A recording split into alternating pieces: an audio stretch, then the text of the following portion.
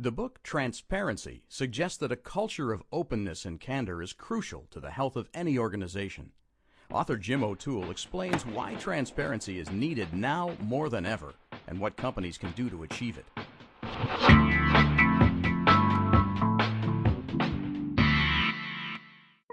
The definition of transparent is simple enough.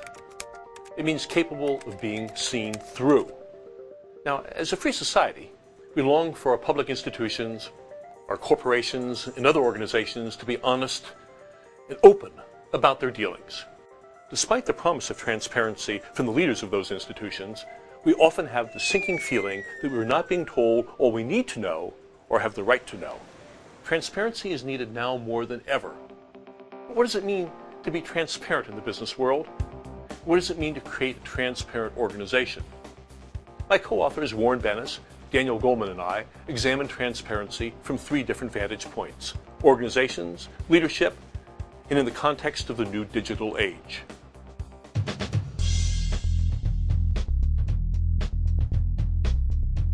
No matter what the official line might be, true transparency is rare. Many organizations pay lip service to the values of openness and candor, but they don't deliver. When we speak of transparency, we are talking about the free flow of information within an organization and between the organization and its many stakeholders.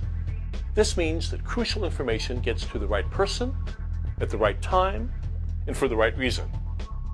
Think of the flow of information as the organization's central nervous system. Its capacity to compete, solve problems, meet challenges, and achieve goals varies to the degree that the information flow remains healthy. For information to flow freely within an organization, all participants in the institution must feel free to speak openly, and leaders must welcome such openness. But our research shows that the higher leaders rise, the less honest feedback that they get from their followers. As a result, leaders lose touch with the reality of their organization. Transparency begins with leadership. Leaders must be open to and even welcome and reward unsettling information.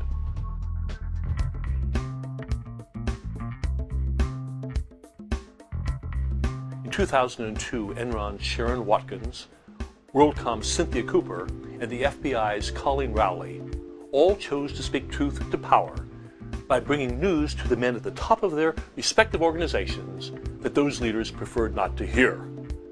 Sadly, not only did their warnings about serious ethical violations go unheeded by their bosses, the women were then marginalized, isolated, scorned, and reviled by their organizations for their very efforts to save them. In a recent scientific survey of a cross-section of American workers, over 2/3 report having personally witnessed unethical behavior on the job. But only about 1/3 of those say that they reported it to the supervisors. The reason for their silence ranged from fear of retaliation to the belief that management would not act on the information appropriately. The missing element, in essence, is trust. Employees do not speak truth to power because they do not trust how those above them will respond. But a leader can't provide trust directly to followers. Instead, trust is an outcome of all the leader's accumulated actions and behaviors. When leaders are candid, open, consistent, and predictable in their dealings with all of their followers, the result will almost always be a condition of trust.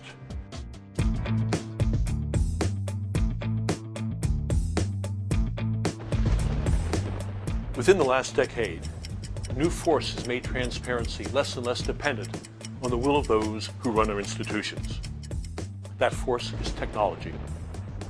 The digital revolution has made transparency inevitable, not just in this country, but worldwide. The internet, camera-equipped cell phones, and the emergence of the blogosphere have democratized power, shifting it inexorably away from the high-profile few to the technologically equipped many. In mid-2007, there were an estimated 70 million blogs. Blogs are able to spread information virally at stunning speed. For example, in 2004, a cycling enthusiast on a blog revealed that a kryptonite lock could be opened with a Bic pen. Within hours, videos showing how to pick the locks appeared on several blogs. the blog was seen by 1.8 million viewers, forcing Kryptonite to announce a week later that they would replace the lock. The estimated cost? $10 million, almost half the company's projected earnings for the year. No leader can afford to ignore such a force. Transparency, trust, and speaking truth to power are interrelated ethical and organizational concepts. To create cultures that manifest those characteristics, leaders must do several practical things.